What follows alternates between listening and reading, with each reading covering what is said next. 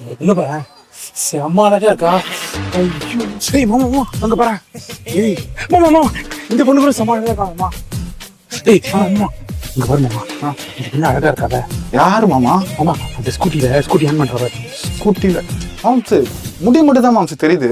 அந்த முடியை 3 நாள் மோப்ப முடிக்கலாம்டா. என்னடா பண்ற? டேய் என்கிட்ட பேசிக்கிட்டே பொறுமையா அங்க பாரு. பிளாக் கலர் நைட்டில அங்க ஒரு பொண்ணு. ஐயோ என்ன அழகா இருக்கா.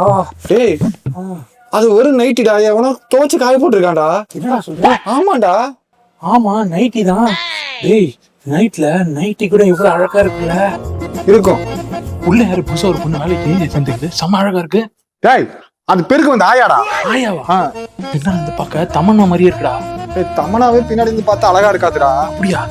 அழகா இருக்கு. பேர் என்ன? என்ன வயசாகுது உனக்கு? எனக்கா 30. கல்யாணம் ஆயிடுச்சா? இல்லையே. Girl friend? அப்ப பாக்குற பொண்ணு அழகா தான் இருக்கும். பொண்ணு என்னடா, நீ இந்த தாடி மீசை எடுத்துட்டு ஒரு பொட்டு மட்டும் வச்சுன்னு வச்சுக்கோ, அழகா இருப்படா. கல்யாணம் பண்ணி வைங்கடா, இவன் தொட தாங்க முடியலடா. போயிட்டான். But anyhow, she is the beautiful girl at the back. Wow. 30 வருஷத்துக்கு முன்னால கல்யாணம் ஆக வேண்டியவன் இன்னும் கோலம் போட்டுக்கிட்டு இருக்கான்.